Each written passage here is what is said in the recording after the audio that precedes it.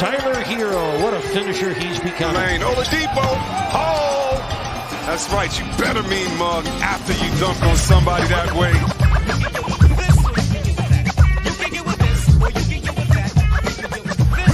Gonna run it down. He goes with it. Adebayo for the win.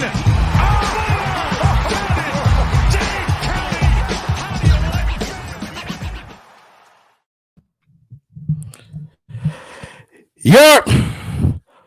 Welcome to the fucking post-game show. I'm your host, Royal A. Shepherd.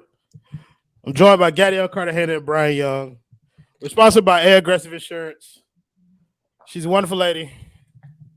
Please see A Aggressive Insurance at insurancebylinet.com or call her at 954-581-8800. Also, we are sponsored by CPT Florida. They do IT and shit. You got a small business with IT? Fuck with CPT Florida. We had a 10-point lead with 4 minutes left in this goddamn game. And we let Kentavious Caldwell Pope shoot 3 after 3 after 3. Wide open. Spencer Dinwiddie. 3 after 3 after 3. They did nothing all game long. I came on here prepared to praise Jimmy Butler. Prepared to praise Tyler Herro. Prepared to slander the COVID-giving Washington Wizards for filth. But no. In the fourth quarter, in the last 4 minutes, the Miami Heat pissed away a chance at back-to-back wins over the Washington Wizards and firmly cementing themselves in the conversation for top 2 teams in the Eastern Conference.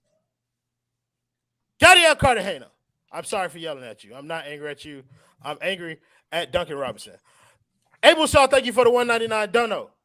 You say, why they stop feeding the hot hand, a.k.a. Tyler Herro? You know what, guys?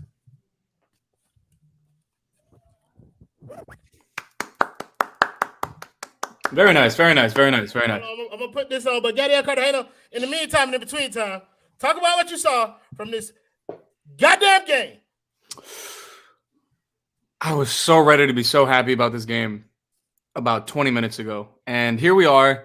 I'm trying my hardest not to be really pissed off, but I am really pissed off because it's the same shit that keeps happening over and over and over again. Sometimes it hasn't resulted in an L in the loss column, but we keep saying, we keep coming on here. Listen, there's some issues they need to fix with the late game. They start getting very cute. They start taking jumpers. They don't really attack the rim as much. They don't put pressure on anybody to guard them. It's really just, they're just going to take what's there at all times. I mean, those are just shots that you don't really need to work for, right? And those are the kind of shots that they've been getting late game, and they just settle for it. There's a lot of settling. There's not a lot of imposing your will. And I know he's new here. We don't want to put too much blame on anybody, but Kyle Lowry is a big question mark late game right now. Like a big really question mark all game. Really big question mark. I mean, there's moments where it comes and goes. Like today was obviously a bad game, right? Today was a really bad game for him. Sure. No excusing that. Like Gabe Vincent was 3 times the player that he was 2 nights ago. But it's just frustrating that we keep having the same problems late game. And then this was one of the few games where I feel like the bench and the role players, they really did let us down. The game should have been put away when Dwayne Dedmon was in, and outside of those 3 offensive boards that Trez Harold had, this game doesn't really end the way that it did if those boards don't happen. There was a bunch of moments that just shifted the momentum, but I was really disappointed with this game. This is a game that they should have won against a team that they're better than. Even on a night where the Heat didn't play their best, they should have won this game. Credit to the Wizards for their shot making down the stretch. But this is a game that I think the Heat really they gave it away. And I'm frustrated right now. Bro, to be honest with you, bro, like I was fine with the way Miami played up until the last 4 minutes of the game. Mm-hmm. Like it's like we weren't in it offensively, but our defense kind of let us get in a position where we could take over. The third quarter was up and down on both sides of it. Like the first, I think Adam Barat tweeted this. The first 6 minutes were fabulous. The last 6 minutes were absolute dog shit. Thank you, Samurai Kai, Samurai Radio for the $1.99. Don't know he talks about 19 and 15 season, baby. Gad, accept my crap of fantasy football trade. No. Exactly. So let me guess, more overreaction. That's a solid team we just played. Yes, more Well, overreaction. they're solid, but we're still better than them. Is my issue right now. Right, we showed that we were better than them last game. Those stupid fouls from Max and Dwayne, man. That foul at the end of the half on Bradley Beal from Dwayne Dedman. And the 4-point foul on Strus. Biggest Brian, I'm sorry. Talk about the game in your Justice Winslow jersey. So I think there's a lot of frustration. Yeah. I'm actually not too mad at it because they were the better team for 44 minutes, and I get that you got to be the better team for the whole game. But it's kind of like one of those. It's kind of like a Deontay Wilder fight where Deontay can get dominated the whole fight, and then out of nowhere he drops wherever he's fighting with the left hook. It's just like he's not the better boxer. In this case, the Wizards aren't the better team. It's just that it so happened at the very end the Wizards threw a Hail Mary, I guess Steph Curry hot Contavious Caldwell Pope at the Heat, and sometimes there's nothing you can do. The Max Strus 4-point play, yeah, that's on the Heat. But sometimes guys just get really, really hot, and they can make up a 10-point difference in the blink of an eye because these guys are high-level NBA players. No, again, there are spots where you say that the Heat could have been better, of course, but they still look like the better team for the majority of the game. So I'm not too upset with it. Would I have liked to have the win? Of course.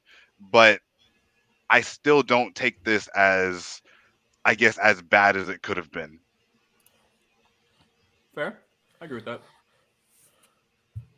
I don't care about agreeing with that. Thank you, Question Everything, for the $2 donut. He said Butler and Herro should have taken every shot. I agree. They should have taken every shot. They were the best two players on the court. Thank you, Don't Mind Me, for the $4.99 donut. Said that loss hurts more than getting blown out because a dominant team doesn't lose this game. And yeah, we almost play too much. Don't look to kill. I think there were a lot of things that went into us losing this game. 300 likes and Royal gets a PJ Tucker jersey. Y'all can like this video and subscribe to the 5 Reasons Sports YouTube channel. But if you saw the receipt for how much this jersey costs, I got 2 kids. I'm not going to buy another one for a couple more months. So y'all can kiss my ass. That's a whole cruise, by the way, on a jersey. Listen, it's crazy. I have a wife and 2 kids. That $300 don't cover everybody in my family to get on that cruise. Send donos. So tell you, more money.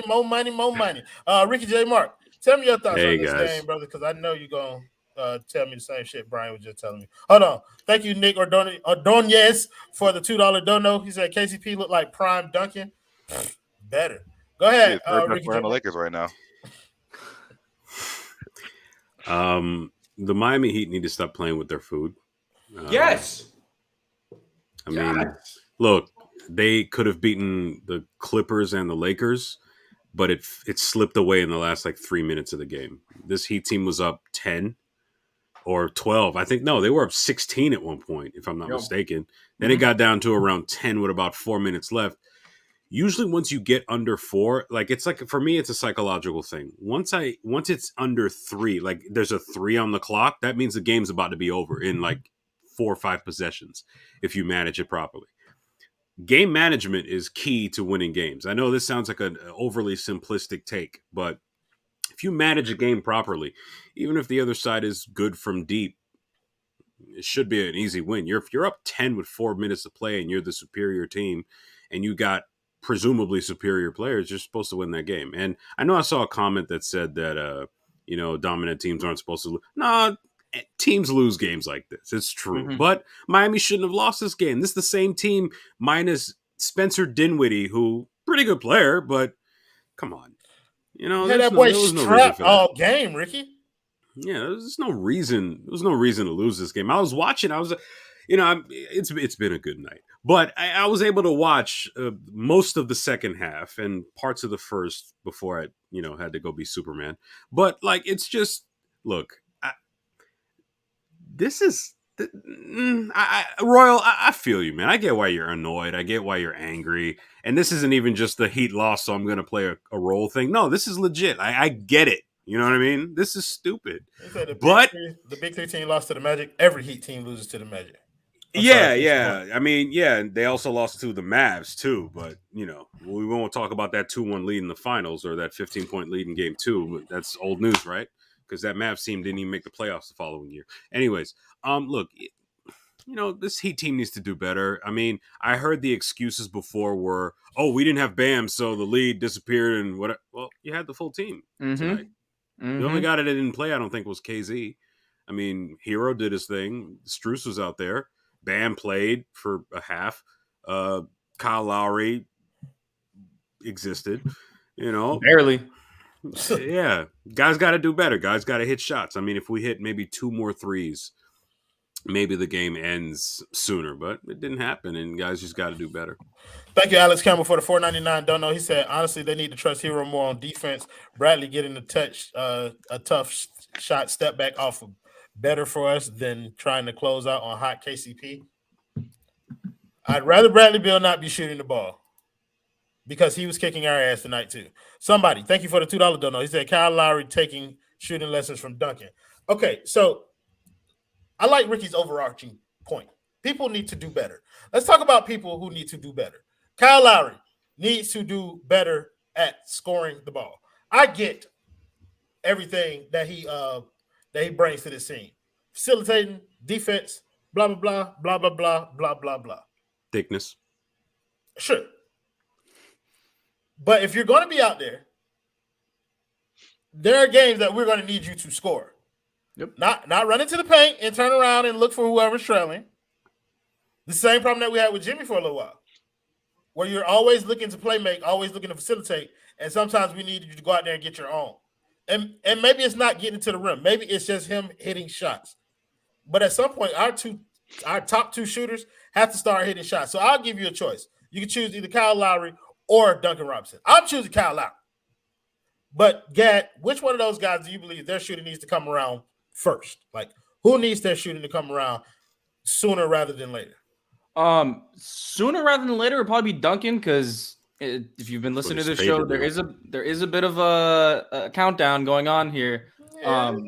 Lowry's shooting is infinitely more important to this team, in my opinion, and that's something that we need more. But I imagine you guys are going to touch on that. But for Duncan, it's just you can't be Lowry impacts the game in multiple other ways. Now, tonight wasn't the best example of that, but there are moments where Kyle Lowry, he can give you 7 points on pretty poor shooting and play a fantastic game.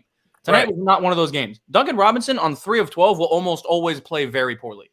And that's the biggest issue here is he's simply just not doing his job. That's all it is. He did a good job of cutting in the first half. And then the second half, he was playing bad defense and he got hurt. Hopefully he's fine. I think it was like a knee contusion. So I don't know exactly what kind of recovery that entailed, but Duncan just needs to do his job. And I think my biggest issue with Duncan isn't really so much Duncan. Like, we know he's missing shots. We know the shooting is not where it's supposed to be, right? But at the beginning of every single game, the offense starts out flat because we just come out with sets to get him going. It's like, don't get your role players going. Get your stars going and let the role players feed off of them. That's one of the most frustrating things to start these games is like, yeah, you got Bam 2 shots to start the game. What about getting Jimmy active early? Or what about getting Kyle active? Like, we never run sets to try to get Kyle active or whatever. He just has pull-up threes or maybe an occasional spot-up 3.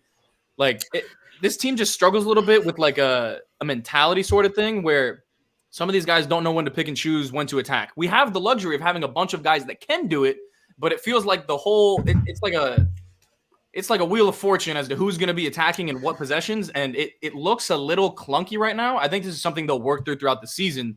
But it's just frustrating. The start of games is frustrating, and the way that we've been kind of prioritizing Duncan to start those games is also really frustrating. I understand the slump and trying to get him out of it, but it feels like we start out flat, and now we're ending flat, and that's a really big issue because you have to be that great for the entire middle portion of the game. Gad, give me just 1 second before you push back, Ricky. Thank you, April Shot, for the $1.99. Don't know. He said it sucks to lose, especially when Herro plays good D.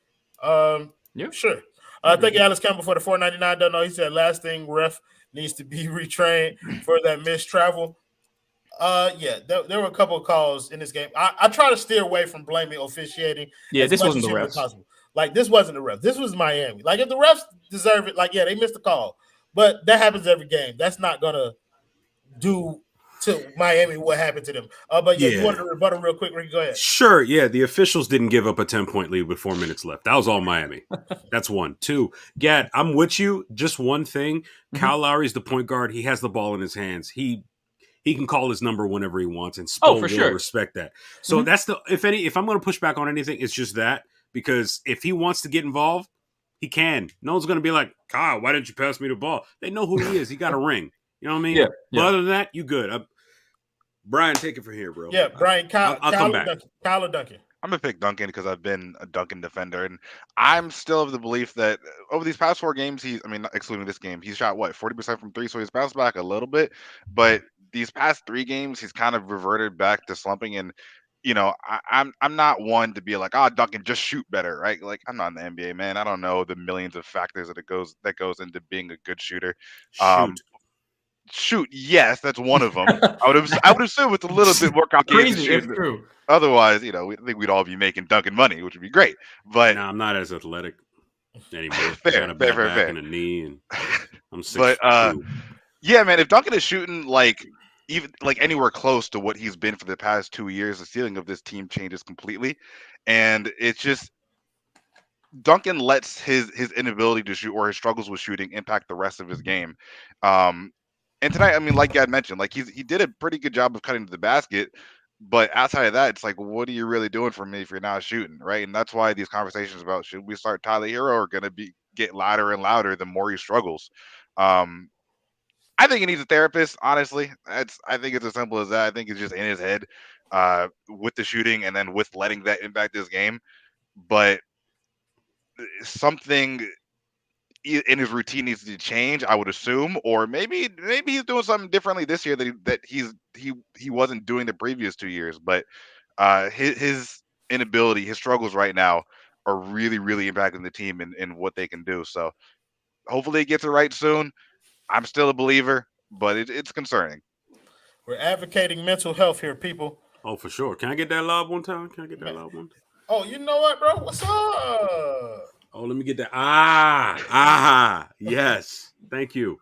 See, hold on, let me get that rock back right quick. Thank you to Weird Passes Kid for $1.99. Don't know. He said the 2-minute report will tick me off. I'm sure it will, bro, because they miss some calls, bro. But like we said, you can't blame the refs every time for every game that they lose. That call didn't lose us this game. Go ahead, Ricky. Listen, the only time that 2-minute report, I mean, I'm not going to tell you whether or not to be mad. You're going to feel what you feel. But if we're talking about the last 2 minutes of a game 7 between the Heat and the Bucks, in which we've been trading wins and baskets the whole night, and one mistake or bad call is what is the difference between the two teams that went against Miami when it should have, be angry. But this is whatever. Like, again, they were up 10 with 4 minutes to go. Play defense, hit shots. To kind of go back to what I was going to say before, Duncan was 1 for 5 from deep tonight. And I know he hurt his knee and everything, but there's a good chance that was probably going to end up being 2 for 8 or 2 for 9. Okay, we know how he's been. And look, I get it. Look, I completely understand where Sean and you, Gad, and some of the other guys in our network are coming from with regards to how he's been shooting lately. But that's in the aggregate, right? If you look, within each game, it doesn't have the impact of what the aggregate looks like. So that's why I think we need to be careful about statistical compilations, right? If he were playing like a 40% 3-point shooter, he wouldn't have been one. Yeah, he wouldn't have been 1 for 5 tonight. You know what I mean? In the aggregate, sure. But those threes are coming so sporadically that when you add them up, they look good. But in the 48-minute periods or games, I'm sure his per 36 numbers are great. But the eye test it's not working out. Yeah. Thing with Duncan is, look, he is paid because he's a sharpshooter, okay? It's not like, I mean, you've got Kyle Lowry, Bam Adebayo, and Jimmy Butler on this team, plus Tyler Herro, who's having a fantastic season thus far. He's the 4th or the 5th option. They're game planning to stop those guys now because they're real threats. Bam's presumably more aggressive, and everybody else is who they are. From what I've seen from Duncan this season, it's not like he's getting smothered while shooting these threes. A lot of these are actually relatively unguarded. Like he's had more than enough time to borrow something from 2K to get green 60% of the time. Is he going to be a 60% 3-point shooter? Even Steph Curry isn't that. So I'm not expecting that from Duncan. But look, I expect 43 ain't out of the question. Sure. I expect we're paying for 43, 44%. Look, I expect between 4 and 6 or 7 threes from him a game. And due to the amount of possessions the game is now compared to 5 or 10 years ago, that's not unusual. There's a reason why Duncan was like the fastest to, I think, 200 threes. It's because that's literally the only thing he shoots. Shoot it, make it. And I'm not going to be the whole, like, because I know, like you said, Gad, there's a countdown and, trade Duncan and everything like that. But here's the thing. We have this next man up mentality in Miami with the Heat and how we have that in the network. That's why I hosted pregame earlier today. Shout out to Greg and Ethan. I got y'all covered. We took care of it. It was beautiful. Here's the thing. If Duncan doesn't produce, the same thing a lot of y'all have been saying about KZ, if he can't cut it out on the court, somebody will come in that will. That's why Caleb Martin gets minutes now. Yep. Even though he's on a two-way, and KZ, they bought his pick. You see what I'm saying? So at this point, I think, and I'm hoping that Spo doesn't fall too much in love with some of the rotations and some of the players, and recognizes that, okay, if he's not hitting it, he's gonna have to figure out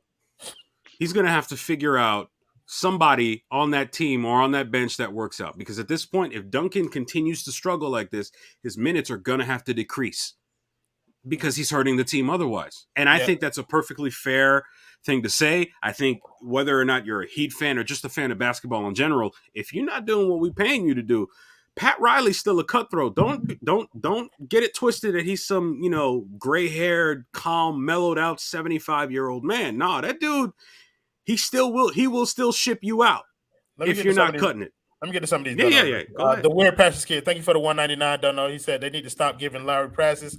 Yeah, I'm not giving Lowry a pass because we keep talking about Duncan money. We're paying Lowry more money. We're paying Duncan. Yeah. And he is not like, look, we paid for the defense. Yeah, we paid for the grit, the toughness, hurrah, all that bullshit. But we also paid for him to be able to, we pay for production. We pay for him to be a serviceable scorer.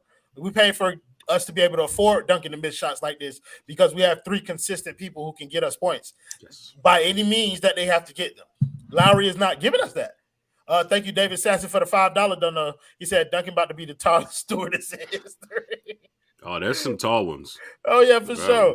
Thank you, John Mullen, for the $4.99. Don't know. He said Herro shot well. He also has 3 turnovers and a team worst -14. That's good. They gave up a 10-point lead. That -14 stat just is very noisy.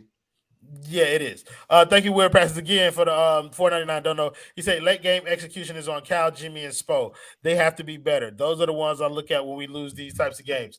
100%. I'm not blaming Duncan for this game. I can't. And I can't say that his shooting is more important than Kyle Lowry's ability to put the ball in the hole. Kyle Lowry has been fantastic in every other area, and I think we need to spend a segment talking about where he needs to improve since y'all all chose Duncan in the last one. And I want to hear somebody else tell me why Kyle Lowry needs to be better. So we'll start with Ricky this time. Ricky, no, you can go next, Gab. That's all. Ricky, why does Kyle Lowry need to be better? Because he is paid to be a third cog on the big 3. I mean, this is a defensive big 3. Shout out to Brian. He's a damn. Okay. He's supposed to be that guy that, for example, let me give you an example of a play that I saw that crushed me. The Wizards were making their run. Kyle Lowry was wide open, had a 3 late in the shot clock, bricked it. That shot's supposed to go down. Yep. If that shot goes down, that's like LeBron's shot with about a minute remaining in game 2 of the 2011 NBA Finals. He hits that 3, they go up 7, and they go to Dallas up 2-0. Sometimes it takes one shot to break the back of the opponent's team or to break the back of the opponent. Kyle needs to be better offensively. And one thing that Brady and I talked about in pregame was that Kyle is probably, it seems as though Kyle is working his way into the offense, and he's working his way into a lather that he'll end up being ready come playoff time and getting all the other guys involved. But here's the thing, and Royal, I know you I'm sure you've said this multiple times, and I'm with you. Thing is, on nights like this where the opportunity and the moment calls for it, we need you to be that dude that was giving the Warriors fits in 2019. Okay, that's why we brought you here. It's not just to do, drive to the basket, that paint shit. Yeah, exactly. And not only that, here's the thing. Miami was down 1. And this was very late in the game. I'm trying to understand what exactly happened that led Kyle Lowry to foul Kyle Kuzma, sending him to the line to put them up 3. Because with a lob going over his head. Yeah, I'm trying to figure that out. I'm not sure what that is. I'm not sure why that happened. But yeah, look, he has to be better. He has to hit shots. He's talented enough to be able to walk and chew gum. Okay, he's a professional basketball player. Sure, he's in his mid-30s, but he can still do what he does. I mean, it's not like somebody's locking him up on defense. So yeah, he needs to do better. He needs to hit those shots. I think if he hits even more shots, it makes it even easier for everybody else. And that's something that I've said about Duncan. It is what it is. Thank you, Jordan Hampton, for the $4.99 dono. He said, concerned with Bam's upside as an offensive player. He still hasn't expanded his game to the three and doesn't play in the post. What's next for him? What's next for him is to become a mid-range jump shooter, which is we're trending in that direction. Yeah, we're trending. We're trending. We're going towards 3-point shot, but right now he's a mid-range jump shooter. Don't think dominant inside big man. Think Kevin Garnett. Like he's more mid than mid-range right now. Right. You know continue. What I mean? We'll get there though. This is part of the matriculation. He's still a kid. Ooh, but Gadiel Cartagena. I want to talk. We want to go back to Kyle Lowry. Yes. Or I want to. I'm sorry, Gad. You're going last because Brian keeps sneezing. Brian, I want you to talk about Kyle Lowry before you have another sneezing fit, bro. Yeah. So I think that for me, when I watch Kyle Lowry, he's another guy that's struggling. He kind of mentioned this last week, maybe, where he said that Duncan is slumping, but he's right there with him. And I expect Kyle Lowry's percentages to bounce back. Like he's never been an elite scorer, but he's been a pretty damn good scorer, and he hasn't really shown that to this point. And I think a lot of it is just Kyle Lowry isn't super comfortable being a primary offensive option yet. And I think that'll come around. I think that, right now the Heat are 11-5. So what they're doing is working. And I don't think that Kyle now feels the need to, up the offensive production a whole lot. But I think that, if we see a couple more losses like this, and Kyle's going to be like, all right, I need to step up a little bit more in the scoring department. And I think that he will. It's just 16 games of the season. They've been one of the best teams in the NBA, and I think Kyle is content, serving guys up. And as a result of, his presence, Jimmy, Bam, and Kyle have been really good. So I understand how mentally he's probably just like, all right, I'm gonna let those guys get theirs, and I'm gonna try to score in spots, right? And right now those spots haven't been great, but it's back. Kyle Lowry, like I said, is a really damn good player. But yeah, he definitely does need to be better. And I think that he kind of also has to have respect for himself and understand that he's one of the best point guards in the league, all around, and realize that he has the ball in his hands, he can do whatever the hell he wants. And if he wants to take 3 shots or dominate possessions and try to get his buckets, and no one's gonna be mad at Kyle for doing that. So I'm hoping he gets it. I'm hoping he gets it right in these next few games, but I'm not really worried about Kyle. I know that's kind of like my thing this whole season is not being worried, but I'm really not tripping over Kyle. I think the team has shown us enough to the point where we're not really worried about what they could be if they achieve their final form. We've seen it in spurts, what they look like when everything is clicking. And then we still have optimism that Oladipo's there. It's just on a game-to-game basis. I think what I harp on most of all is habits. And once I start to see trends in a Heat team, I get pissed off at said trends when I see them repeatedly. This team has a habit, just like many others, of playing down to their competition. And like Ricky stated before, they don't finish their food sometimes. And that, to me, is a troubling trend because in the playoffs, you're not going to have these opportunities to do things like that. Thank you, Jason Adebayo, for the $4.99 dono. He said, I was live from the Capital One Arena, and it took a lot for me not to run to the court and cuss out Duncan. Yeah, like a criminal trespassing charge. Not much. That'll do it. Yeah, not much. We'll get him out. We'll get him out with all the culture bucks that are donated in his honor. Thank you, Shabazz Sharapol, for the $5. I hope I said your name right. He probably didn't, though. We have been giving away a lot of late game leads. That's a worrying thing we should address and fix. Easier said than done, my brother, but I completely agree that is an issue that we have to get to. Gad, wrap us up on the Kyle Lowry conversation. Why does he need to improve in terms of his scoring ability? Why does he need to improve? Because we need him to, right? Like Duncan's not holding his own weight. We're lucky PJ is keeping us afloat right now. Like that's something that's going to completely go under the radar tonight. If PJ Tucker doesn't play another fantastic game, this game is not pretty for us. We're talking about this being probably like the worst loss of the season. PJ was great. But we just need Kyle to do more. Like we didn't bring him here to score 7 points, right? I didn't really feel like he was in control of this game at any time. That's what we brought him here to do. Like, control the pace, pick your spots offensively, make everybody else better. You can argue he still made people better tonight. He was doing some great passes to Jimmy and Bam and whatever. But we just need him. Like, scoring is probably the most important facet of basketball, especially on a team like the Heat, where we don't really have that kind of off the dribble pull up shooter at times. That's how we determine the winner. Yeah. Yeah, that'll do it. You need to score more points to win the games. So we just need more from Kyle, and I think one of the biggest ways we can get it is rim pressure. He showed you against the Clippers when he does try to drive and he does try to penetrate a little bit consistently. He can make a killing on the other team. Like, he really can. He can put people to bed. He didn't do it because he had 20 points in that game and nobody else showed him. But it's just we need more, and he's capable of it. That's the most frustrating part. Is just there's moments where him and everybody else on this team, especially late game, they always want to go for this sort of kill shot. They want that pretty looking jumper that kind of puts the other team away, instead of just doing what Jimmy would do most of the time and just go to the rim, try to finish at the rim, and get fouled. Like, if you miss at the rim, okay, you know what? We'll end up living with it as long as you don't miss like 6 different times. But that's one of my biggest issues with Kyle, because we know he's capable. We know he can control the pace that way by breaking down the defense. But I think he'll be fine. It's just like this, like you said, the trend right now is he's struggling late game. Except for that Clippers game, he's struggling late game, and that's a big issue for this team moving forward. But he's, 35, 36 years old. I think we've seen a track record of him being able to accomplish what we need him to accomplish. So I'm not too worried, but it is frustrating to see it right now. It is really, really frustrating. I think Kyle's season also looks way different if he was close to what he normally is as a shooter. This season he's shooting 32%. Mm-hmm.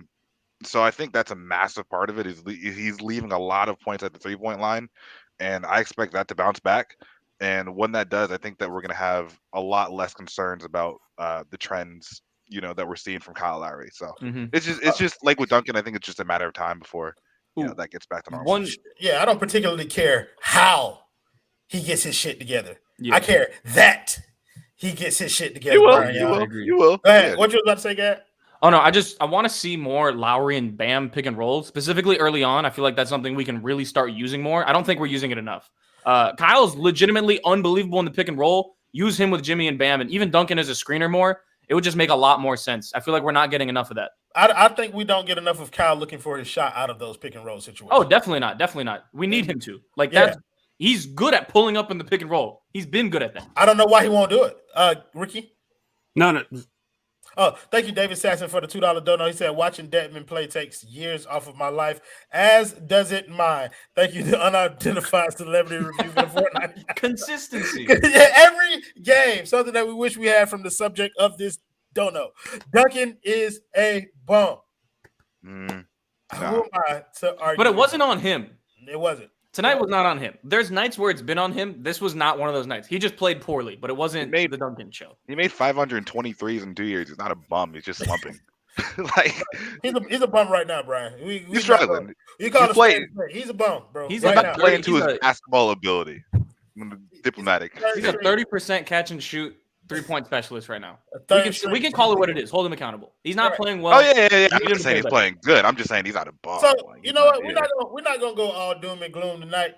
There were some positives out there. And Dad, you kind of alluded to him, so we're gonna blow a little pixie dust up people's ass for a little bit. Let's talk about my man Anthony Leon Tucker Jr., or as you may know him as PJ F. Worthy Tucker. Wait, his first name is Anthony. Where's the P come from? You know where it comes from. Yeah, I Wikipedia'd his name right before the show. But yes, Anthony Leon Tucker Jr. is a man's man out here on the basketball court. Like Gad said, without him, this game would have been much further out of hand. So, Gad, since you brought him up first, I want you to talk about TJ and what he has been providing for this team over the course of the entire season. We've been doing this for like the last 4 games. Oh no, Ricky, go ahead. I had a Lowry take, but we'll do it later when it's time to get negative again. I thought you gave me a Lowry take. Nah. It has to do. No. We'll go. We're positive right now. I don't know if we want to go That's from positive the thing. to negative. Yeah, we'll get back to it. I feel like we might as well go negative now and then get positive. We got a little bit of time. What do you think?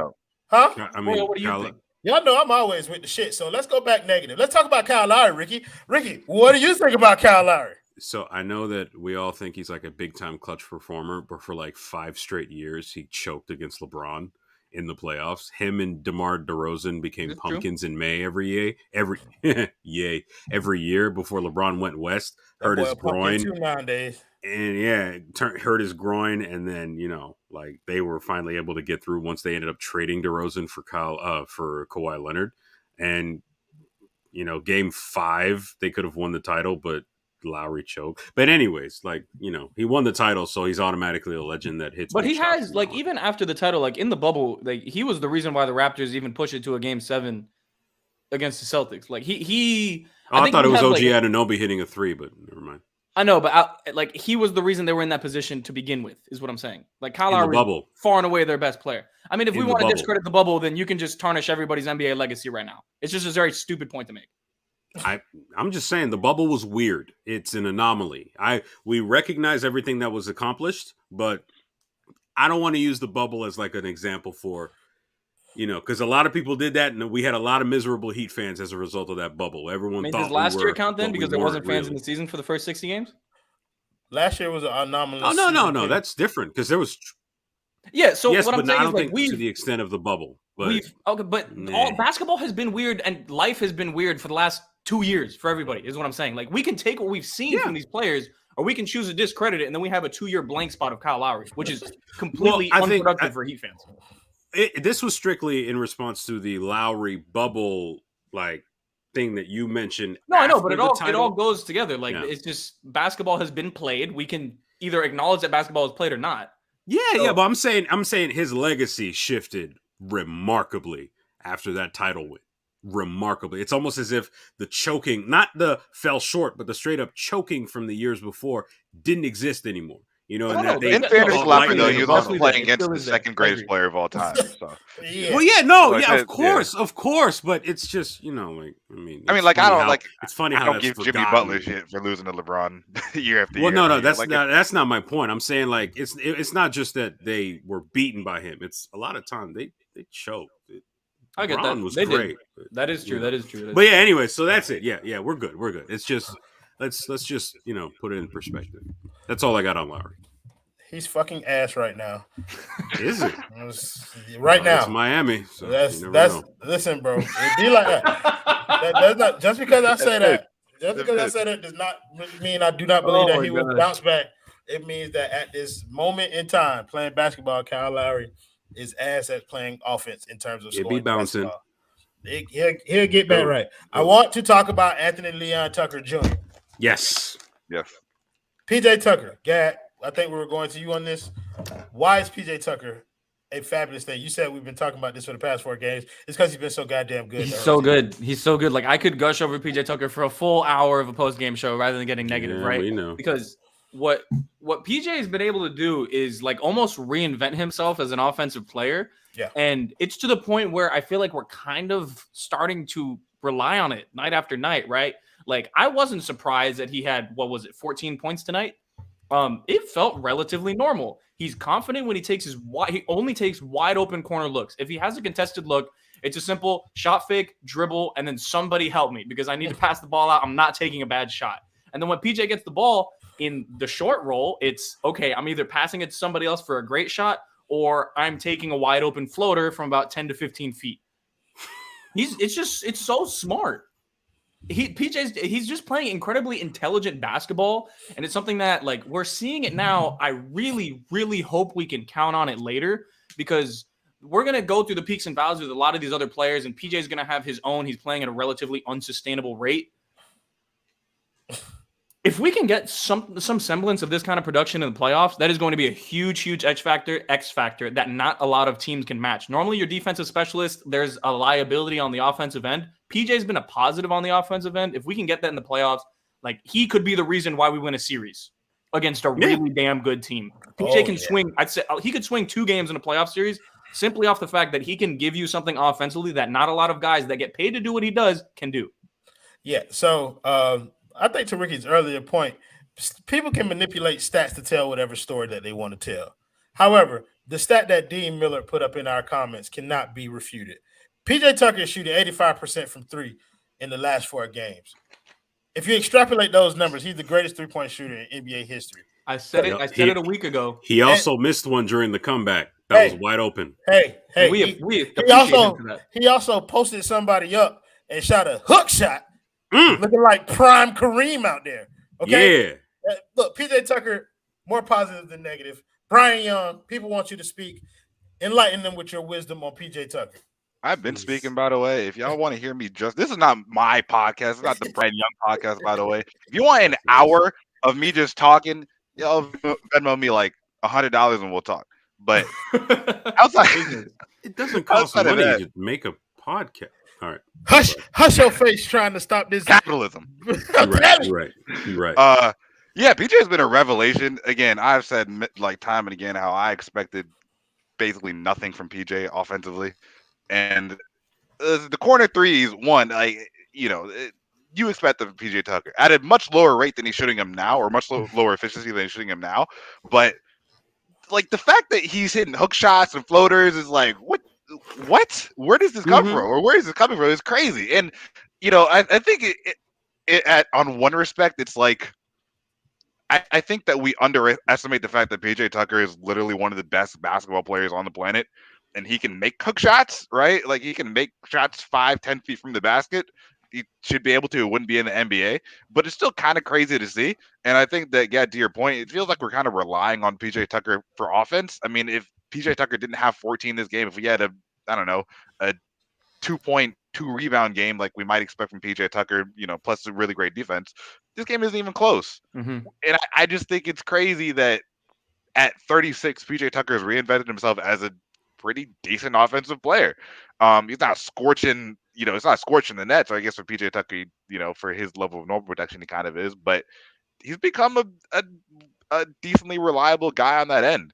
And he's going to be crazy valuable to them going forward. So for the millionth time, props to PJ. Still don't know where PJ and his name comes from, but hey, he's a really damn good player, man. Hey Ricky, is there anything that that PJ Tucker could do to swing Heat Nation to anti PJ Tucker people at this point? Well, you see, I think people be dumb. I mean, because here's the thing. Facts. I know this is a Heat post game show and everything, right? But I'm just gonna give you a number, two sets of numbers. One is 4, representing the amount of years between 2017 and 2021. And then the second number is 74 million. I'll let you figure that out. People be dumb. 4 years between 2017 and despite 2017, 18, 19, 20, 74 million still felt the way they did. You speaking in hieroglyphics right now, Kang. I can't even understand what you're talking about. I wish I knew. I'm talking about votes, but about the election. Okay. Yeah. Okay. See, I'm just saying.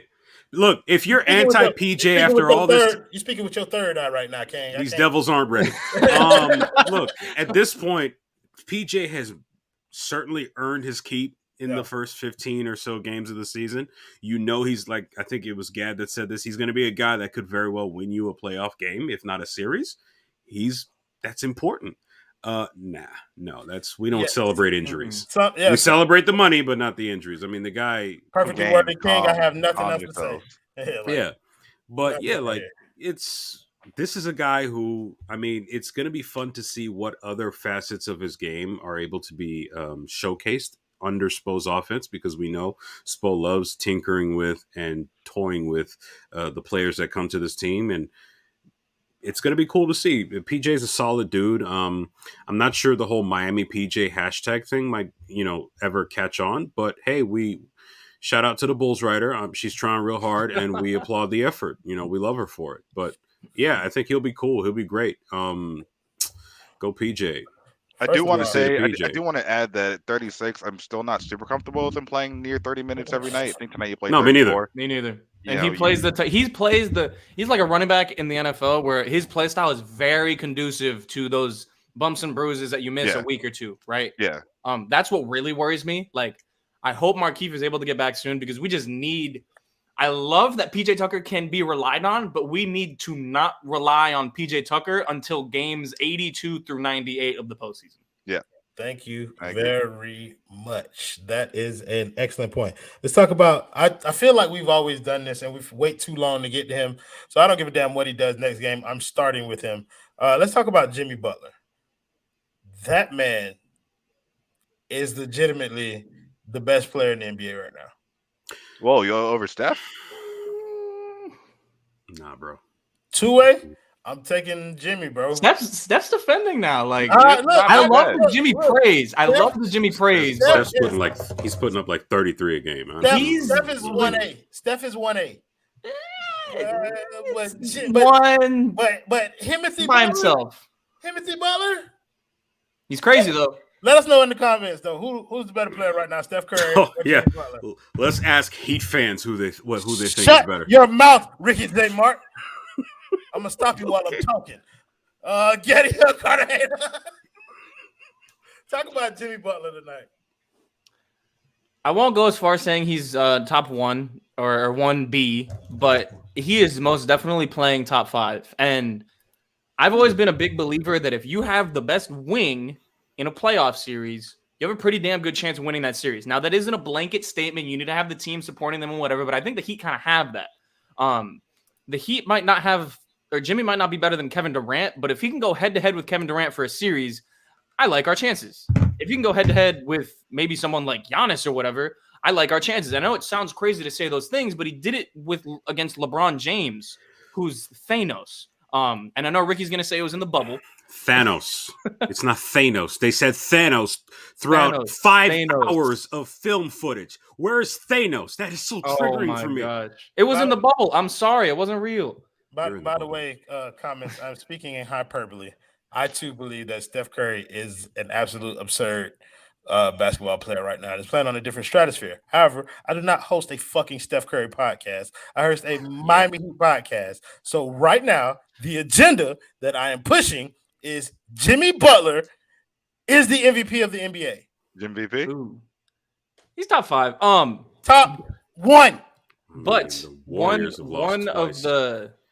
of the things that I did want to get to with Jimmy is like he does a lot of the things that we've seen him do over the years. He's just ridiculous off ball, like helping at the nail. He's unbelievable. His touch finishing at the rim is insane. That post fadeaway looks very good. That's something that we have not seen consistently in this year so far. Michael Jeffrey Jordan. That post fadeaway is a valuable tool, and if he's able to get to it, I'm gonna be pretty happy. Damn, my own Stan left me. That's crazy. Damn. Factuals. I'm impressed. Oh wow. Michael Jordan never did this to the Bradley Beal-led Washington Wizards. I just want to throw that fact out there. He played for. He literally owned the team. I don't know what you're talking about. Michael Jordan never won a championship named Jimmy Butler. Thank you. It's true. What? Michael Jordan never won a championship with the name Jimmy Butler. Are you on crack? I'm gonna stop you while I'm talking. I want to hear more about. I want to hear more Jimmy Butler praise.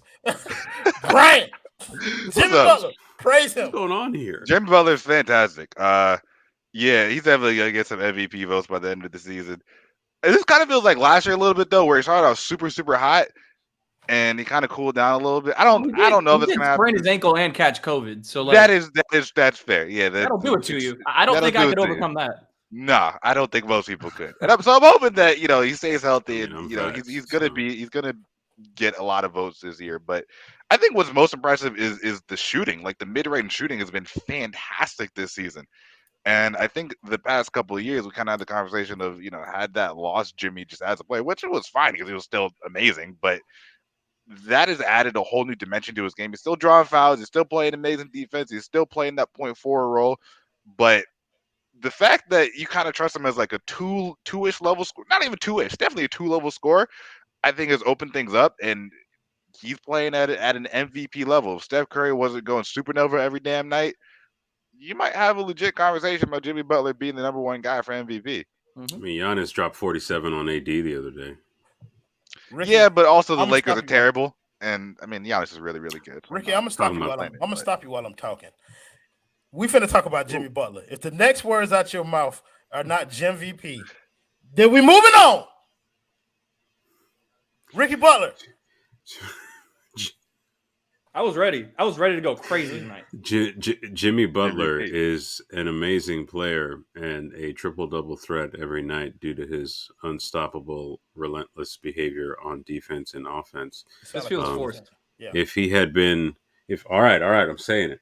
If he had, if he had been given the ball in the right place, he would have won the game tonight, not just tied it at the buzzer. James Bartholomew Butler III is the greatest forward in NBA. Oh, excuse me, not just NBA, but Heat history, because Heat history is greater than NBA history. This is why Steve Smith deserves to be in the Hall of Fame, and why Sherman Douglas deserves to be in the Hall of Fame. And Ronnie Cycli's number needs to be his number needs to be retired for the 41. I'm gonna cut you off right there, big for dog. the 34 rebounds he pulled down against the Washington Something feels a Bullets. little sarcastic about this. That's what I'm saying. Alonzo Mourning. It sounds like you want to talk Mourning about Tyler scored Herro. 50 points against the Washington Bullets in the 1995-96 or the 96-97 season. He is an absolute legend. All hail Plankton. Please trade Robinson for KCP. I'm gonna stop you while I'm talking, Isakwe. No. Let's talk about the second best player on the Heat tonight because we have not given him his proper due. I'm wearing his jersey. Let's talk about Tyler Herro. I would like to chime in on Tyler Herro if that is all right. Ricky, we'll actually start with you. Tyler Herro.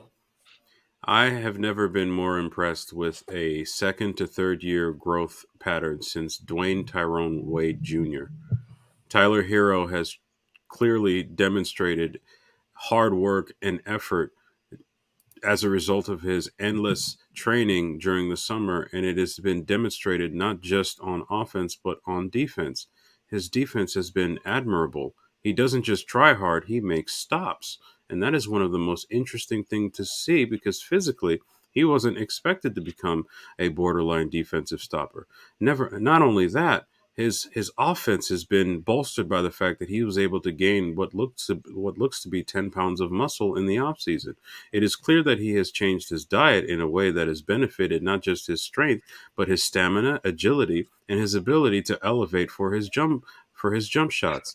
I am very proud of Tyler Herro, and I'm glad to see that the nonsense that people were saying about him appearing in a music video during the offseason between his first and second year somehow having something to do with his regression, a year in which the team as a whole regressed. But it's clear that Tyler Herro is destined for much greater things than simply scoring 20 points off the bench. I am excited about Tyler Herro, and I look forward to seeing what happens next in his career with the Miami Heat. I love book report, Ricky. You sound like Kevin Spacey vibes. Yeah. Sounds like Kevin Spacey in The Usual Suspect. Bro, listen, bro. My boy sound like just like that third grade book report that you reading word for word from the document that you wrote up 5 minutes before you had to go to bed. Brian, talk about Tyler Herro, man. Like I think we had enough. Okay. You back What's up, Ricky? What's up, Hi. bro? Nice Hey, guys. What's going on? That's like a That's So Raven thing. Brian, talk about Tyler Herro. Yeah, Tyler Herro's been fantastic. We know the offense is didn't he almost outscore Bradley Beal? Wasn't it close? Which is crazy because last year, actually Tyler Herro's whole career, we would like trade this man for Beal. And I still would, just for the record, I still would. But yeah, I still think he's on an all-star conversation trajectory. And tonight he didn't start off the best, but still ended up with 20 points on, let me get the numbers real quick. I know it was efficient. He was 8 of 16. 8 of 16. That's 50%. 3 of 6 from 3. That's pretty damn good. Bradley Beal, by the way, was 8 of 17 and 1 of 7 from 3. So you draw your own conclusions from that. Listen, all I'm saying is Tyler Herro is the best shooting guard in the East, hands down. That man should be in the MVP conversation himself. He's been absolutely. I'm gonna stop you while I'm talking. Where the hell was he on January 6th? Hey, bro, I'm gonna stop him. Where were you, Gad? I was right here. I'm gonna stop them both while I'm talking. Don't you? Wow. I had to kick the Canes out for you, bro. I'm an ally, Gad. Dude, Sometimes. that is horrible. That is horrible. That felt wrong coming out of my mouth. That sounded like every frat boy talking about Tyler. Wow. Yo. Royal. Listen, no, Yo. Tyler Hero's been really good though. He's been really, really good. And one of the things I was kind of looking at just on the service level is how Tyler and Bradley Beal got their points. And I think that even though Bradley has a much better handle, and I think is much quicker, more athletic than Tyler's ability to get into just open space where there's nobody near him is fantastic. And because he has so many good passers, it feels like he's shooting an open shot every damn time. And you make it because he's a really damn good shooter. So, props to Tyler. I don't know about best second to third year. I mean, Bam Adebayo did become an all-star in his third year. Tyler Herro might be in conversations, but Bam was an all-star. So it's a debate. He's definitely entered the conversation for one of my favorite draft picks. He'll never surpass the great Justice Winslow, who against the Washington Wizards had 7, 7, and 9. A triple single, but a triple single is pretty close to a triple double nonetheless. Could you imagine Jimmy and Justice together? Listen, nobody would score on that duo. You can't convince me otherwise. Nobody was scoring. 27 in the game that season. Bro, you asked me if I want to trade Tyler Herro for Brandon Ingram. I'm not going to dignify that question with a response that would be disrespectful. 56 days so we can entertain trade talks. How about that? That's what I'm saying. Okay. I'm not going to tarnish the brand. Hold on, you mean Duncan for Ingram or? Shh. The agenda is still being processed, Kane. All I know is Utah would love Tyler Herro. He fits in perfectly there, on and off the court. He might think otherwise, but you like Royce O'Neal that much? Nah, Duncan, not Tyler. I think Duncan, I do. definitely. Yeah. Oh, the long shot would do numbers out there. Wasn't he signing jerseys in Utah? They had like 6 kids get courtside seats with long shot merch on. Yeah, He's probably the only guy they know. They probably know Duncan more than Donovan Mitchell. Oh, for sure. Oh yeah. Fair point. Yeah. I'll let you figure out why. This is Utah we're talking about here, right? I mean, the team itself makes up about 67% of the. Yeah. Anyways, let's move on. Let's get back to Tyler Herro. So I think everybody made all the points about how well he was playing tonight. Shooting 50%, blah, blah, blah. I think what I want to talk to you about is why did Miami go away from him at the end of the game, which is what a lot of people were talking about in the comments. He seemed like he had it rolling, and Miami just kind of froze him out late in that game. Why do you think that is? I wish I knew. I think KCP did a really good job defending. I will give KCP credit. On Duncan, for the last 2 games, he's done a great job staying attached, even going over screens, going under screens, whatever it may be. He's been doing a great job. So I will give KCP credit. I think he did a fantastic job defensively on Duncan. And once they put him on Tyler, there was moments where Tyler was able to get loose, but down the stretch, I think it was really just KCP was on him, and he wasn't really able to shake loose the way he was earlier on in the game. But there still needs to be a more concerted effort to give him the ball. He's probably your best shot maker on tough shots. You need to give him a shot to win you the game down the stretch. I don't think we really did that. So I was frustrated with it. They did a really good job switching. I just feel like there wasn't really any mismatch hunting or anything like that down the stretch. And we did get to it. It was just not pretty. Bam wasn't able to capitalize. Kyle wasn't able to capitalize. We weren't hitting open shots. Not too much more with Tyler, honestly. Like, he played good. He's playing really good. We should maybe see if we can put a little bit more on his plate down the stretch of games. No. Somebody, thank you for the $5 dono. You came back with a comment that made some sense now. He said, I told you guys not to overreact to one good shooting game from Duncan. That trash is back to 26% from 3 past 3 games. Ring, Victor, you ready yet? Okay, well, this comment, somebody, I appreciate the fact that you donated. Thank you for tuning into the stream, for donating. It's appreciated. But I don't understand how we can say that Duncan shooting in one game is small sample size theater. Be like, oh, well, that's one game. You shouldn't overreact. But you're overreacting to 16 games versus 2 seasons of really good shooting. Like, if you're going to post a bigger sample size of shooting. Yeah, but Brian, at the same time, like, this is fandom, and it is like a what have you done for me lately basis. That's always going to be what it is. So, like, absolutely. It's just, you have to think back as a fan. It's really tough to do, to go and think back in a calculated manner from what? 9 months ago. Like, I understand where the frustration comes from. Like, I too am very frustrated for reasons outside of shooting primarily, but Yeah, and I get it. You're right. tough. Like fandom is very like you said. What have you done for me lately? It's very much instant gratification, but I still think that we got to take a step back and be like the much larger sample size was not that far away. It was 56 literally this days. year. Literally this year. Sure. Yeah, Well, but I sure. get why people. I Torch is get in why people are Pittsburgh. frustrated. Like Torch is I in get that Pittsburgh. they want Duncan to be shooting well right now because it's this season, right? Like last season's shooting does not impact this season. But I'm just saying, like, give the guy a little bit of a break. No. Gat. I was just holding up a 5. I was gonna put up a 6 after the fact. And for the record, I would trade Duncan, if it made sense. Like, I'm not saying I wouldn't. I'm just saying he's not this, We have 56 days to entertain that thought. Yeah. We don't Yeah, need to and answer that speaking question. of which, I'm just saying, chill off Slow on my down. guy. I'm just What's saying, up, Kane? like, chill off. Yeah, but he means me, Brian. Here's the thing: Nick Anderson, Oh, who God. was an Orlando Magic legend, and still does the "Hey Orlando" because it's not like the Kings want him. Missed But- 2 free throws.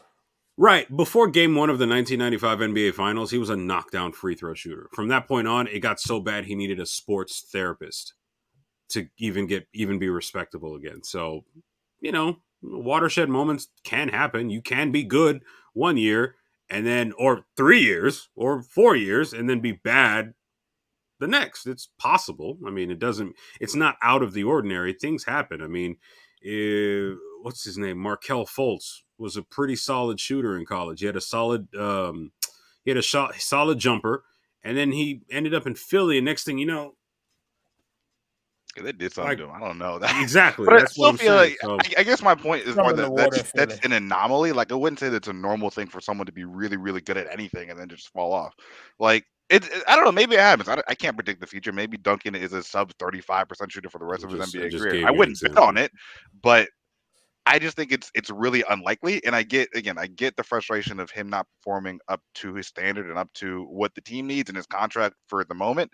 But I wouldn't predict that Duncan isn't going to be something close to an elite shooter, in relatively short time. Now, Brian, I don't know. Again, it can might I- not happen. Dad, before you come back, that read Go ahead, HM go don't ahead. know. Oh, HM. Okay. HM, as usual. Thank you for the dono. Duncan just needs too much help to get quality shots since he is not a shot creator at all. I totally agree. All those clunkers might as well be turnovers. Salute. He's it's open frustrating. half the time. There is a lot of work that is given by other players in order to get Duncan open. And sometimes it works, sometimes it doesn't. He just has to hit his open shots. That's just what he has to do. Am I getting to this other dono from somebody or? Sure. Somebody. Thank you for the dono. Nah, bro. Dude disappeared once he got paid. Yeah, like Brian has been saying, it is a small sample size. But Brian, the question I wanted to ask you is: we're basically 1/5 through the season. At what point does this become? This isn't a small sample size, and this is something that we should be worried about in your eyes? Because I know a lot of people, patience is running thin. At what number? Where does that threshold get crossed for you? 1/7 of the season. Good question. I don't see. Like, I don't know if there's a specific date where I'm like, if you don't start shooting by this exact time, then I'm giving up on you as a shooter. At least this season. At first I was like 20-ish games, and we're approaching 20 games. And he hasn't really caught up to it. I guess I would just bump that out to around 30. I don't know. And for all that's I know, my thing though. Like, does the goalpost keep moving, or is it like? Because I've been at the point where I'm holding him accountable for what he's been on the floor, right? Yeah. I wonder, like, where comes the point? It doesn't need to be everybody. Like, people are allowed to agree and disagree, but like, when does maybe even the team? When do they become worried about this? I would hope that they're worried. Like again, I don't know what Duncan goes through on a daily basis. For all I know, there's a lot of things, like I said, that is, either in his procedure or mentally or whatever, that's different for him this season as opposed to the previous 2 seasons, where he kind of needs to look back and be like, oh, I'm doing X, Y, and Z differently, and this is partially why I'm shooting poorly. Maybe you tried to tweak a shot and it's just not working. I don't know. And so again, like, for all I know, Duncan struggles throughout the rest of the season. I'm just saying that, I would expect that at some point soon he gets that right. But I sure don't know. hope so. For the sake of this me team, too. I hope so. Yeah, I would love to see this team with a Duncan that played like he has the past 2 years. Like I said, like, that changes this team's trajectory like a lot. But it may not happen. I don't know. I just feel like it's likely that he gets back to being around what he's been. Okay, Ricky, I need you to read Maybe. somebody's don't know, respond to it, and then Of we're gonna move on course. to getting on to the next game. Thank you, somebody, for the $5 dunno. How many Heat players went to trash immediately after getting paid? Think about it. We got to watch out for that. Whiteside, Dion, Tyler Johnson, etc. Tyler Johnson was a role player, and Miami stubbornly matched the poison pill contract that the Brooklyn Nets signed him to. He was a value in the first 2 years. Right. Dion Waiters was dealing with an ankle injury late in the season that ended up getting him that contract, and he never fully recovered from that. Hassan Whiteside has had his attitude issues. At the same time, the league transitioned away from the kind of basketball that resulted in him getting like 9 blocks a game. So combine the attitude problems with the fact that he was essentially getting played off the court as a result of the ascension of the Golden State Warriors style of play. Those contracts became bad. So, I get what you're saying. Sometimes players do chill out. I mean, the pretty much everybody on the 2006, 2007 Heat team that tried to defend the championship, they hung out and did nothing that summer. They're the ones that chilled out, but they didn't really get contract extensions. I see your point, but there are reasons. There's a context behind why those 3 particular players you mentioned, somebody basically went to hell. Hey, Nick, I was really the only person around here throwing shots at Tyler Herro all year out of context.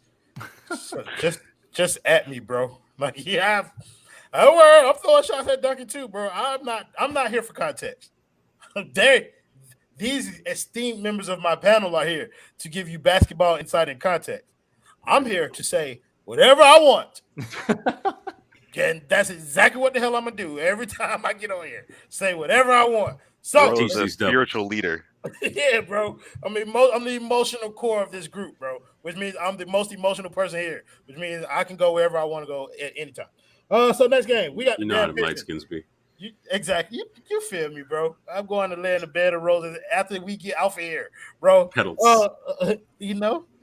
Sprinkle across. I got something waiting for me, bro. I got wine and candles leading up the stairs and everything, bro, to go to sleep. I'm tired of shit. We got the Detroit Pistons coming in next. We better win. Mm-hmm. Oh, there's no way they don't. Really? The Pistons? All right, end the show. We all agree. Not yet. Gad, the boy feeling good? The boy feeling good. There is a 5 Reasons watch party, which I will be attending. I don't know if you're going to be going too, Royal. You talking on Tuesday against the Pistons? Yes. At Dangerous Minds? Where in Davie? I don't know. At Davie at somewhere. Quarterdecks, Flanagan's, Popeyes. I don't know. It's like Quarterdeck and Davie. You'll be there, Gad? I will be there. Okay, they paying us. I will see you there, my friend. Woo! Okay, so we'll be there. So that does make it a little worried because there is a watch party, and it is a Kelly Olynyk revenge game. But like, as someone who for some reason has watched like 5 Pistons games this year, if we lose this game, I don't even know if I'm going to be on post because I'll be at the watch party. We probably won't be on post because we'll be at the watch. I probably might jump on from. If we lose this game, whoo! I might have to do post from my car. I will do post game from my phone. Exactly. Like that, I'm literally gonna have to do it from there because I will be upset. This is a game like, okay, you lost this game, which you should have won. You've had these moments. This was a decent team in the Wizards, not a great team. You should have won this game.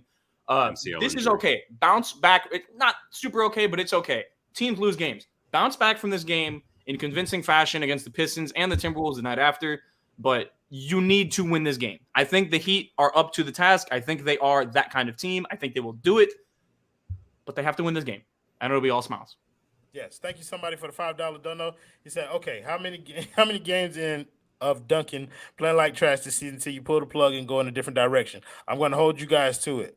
We will evaluate Duncan Robinson in his entirety in 56 days.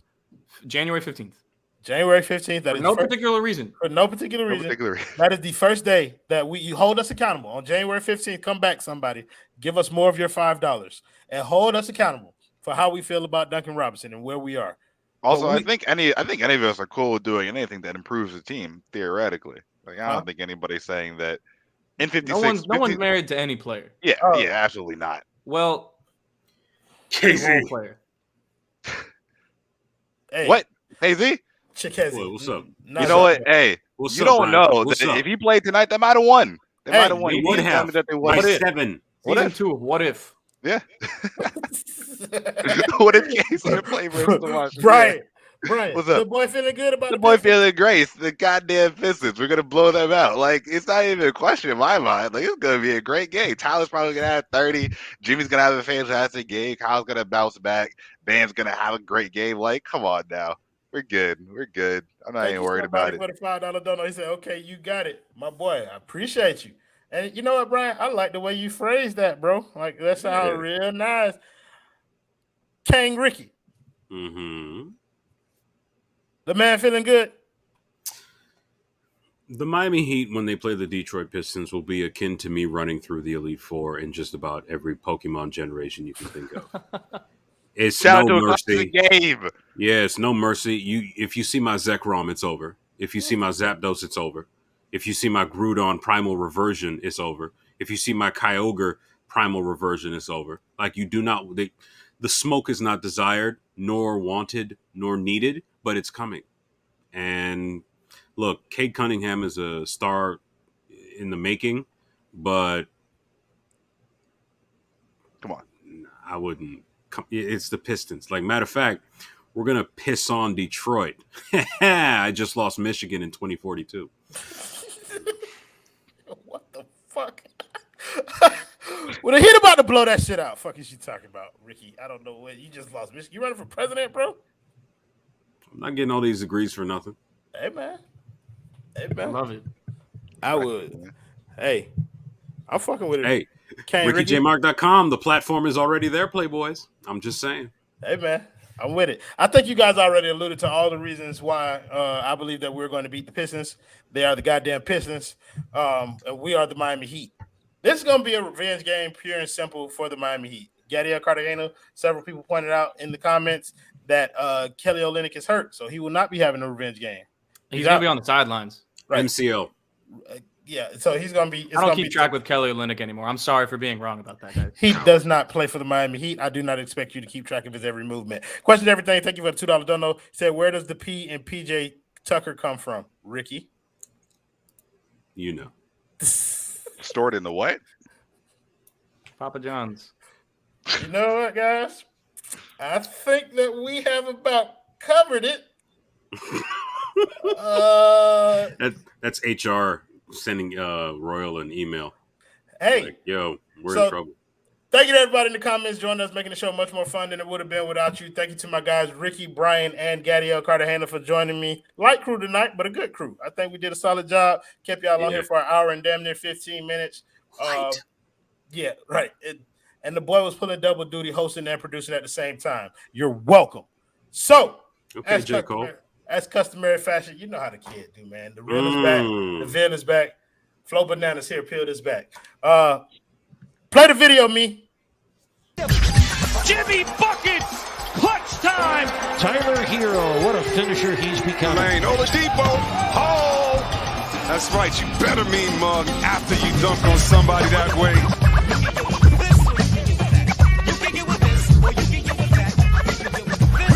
Gonna run it down. He goes with it.